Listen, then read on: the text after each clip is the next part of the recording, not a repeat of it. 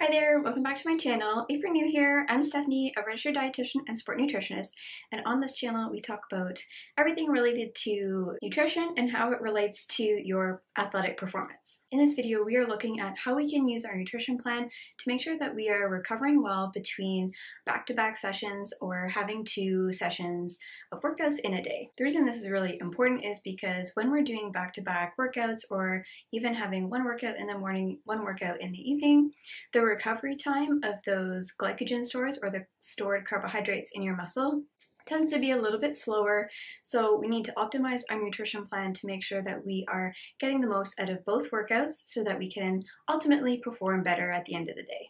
My first tip for you guys is not to skip breakfast. So even though you're working out later in the day, it's always good to start the day off with a strong breakfast, especially if you have a hard time scheduling your meals and snacks throughout the day, packing enough for the day, etc. So making sure that we have a good amount of those carbohydrates first thing in the morning is definitely essential and is going to set your day up for success.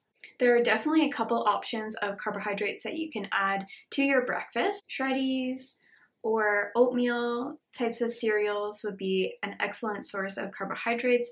Also paired with some sort of fruit would help you to get your day started with a good amount of carbohydrates. If those options don't sound very appetizing or appealing to you, you can always do bagels or toast, or you could also make an egg scramble with leftover rice or leftover potatoes to make sure that we are packing your breakfast with a good amount of carbohydrates, also paired with some protein to keep you fuller for longer. If you're trying to be more effective with your meal prep, breakfast can also be something pre-made. So overnight oats are especially easy to do this with, so you can mix in the oats with some milk with a bunch of fruit in there and have 3 or 4 already pre-made, so you're making it all at one time, putting it in different containers so that you are ready to go in the morning.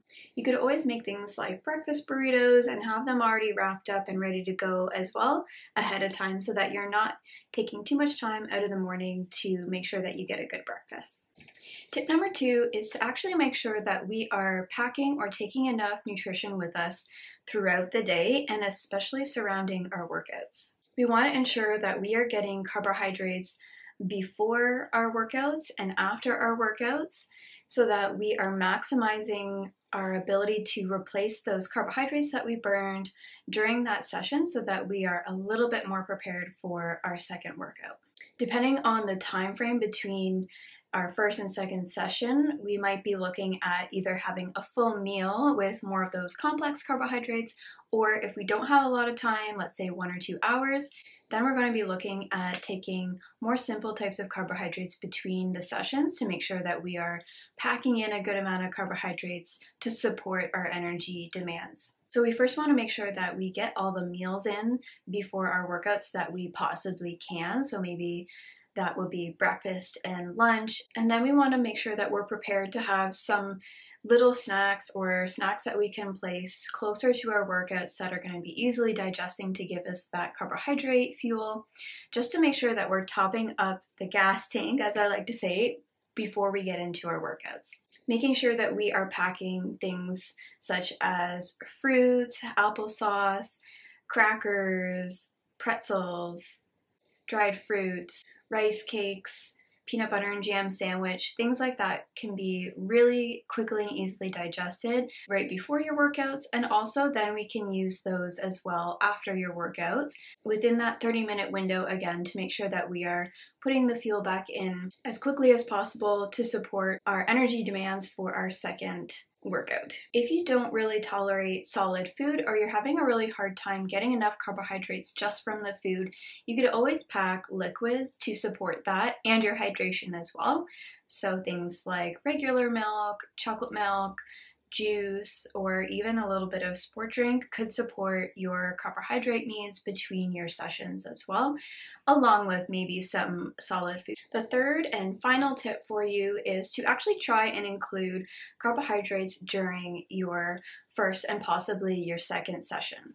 Research does show that as we are exercising, if we are taking carbohydrates in through a sport drink or some sort of carbohydrate type of food, we do use some of that to provide our body with energy for that specific workout time so that we can actually save some of that stored glycogen or carbohydrate in the muscle.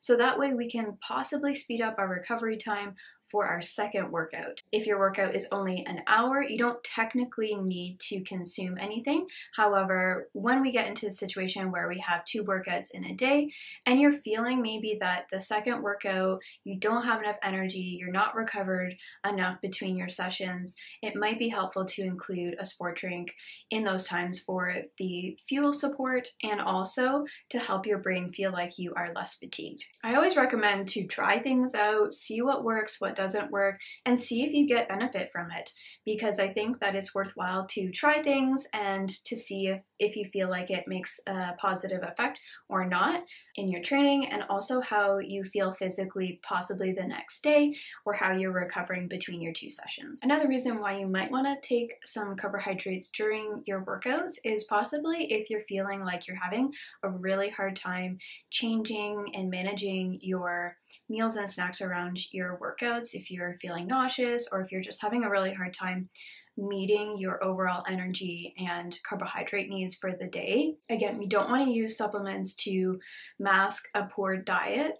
However, if we are in the process of making some of these positive dietary changes, I think it's okay to allow yourself a little bit of freedom to make sure that we are moving in the right direction, but also doing all that we can to support your overall energy and carbohydrate needs. Examples of things that you could possibly take during your workouts could be a sport drink. So one of the ones that I've more recently been looking into and recommending is Scratch Labs. So that one has a little bit lower carbohydrates and it's got a good amount of sodium in it to support your training needs in terms of giving you the carbohydrate and also your sodium and electrolyte requirements as well. If you felt like you wanted to have more carbohydrates during your training, you could also use a higher carbohydrate content sport drink like Gatorade. Our goal of how much carbohydrate we might want to be aiming for during our training session might be about 30 to 45 grams of carbohydrate per hour. If we are exercising for more than 2 hours, our goals might be higher, so 60 to even 90 or over 100 grams per hour. If a sport drink is not for you, you could always try and use real food. So if you're able to either eat a banana or a fig bar, granola bars, types of foods during your training, that is another option as well. Sometimes that doesn't sit very well for people, so the sport drink might be an easier option. All right, that is it for this video. Hopefully you found that helpful, and we'll see you in the next one. Bye!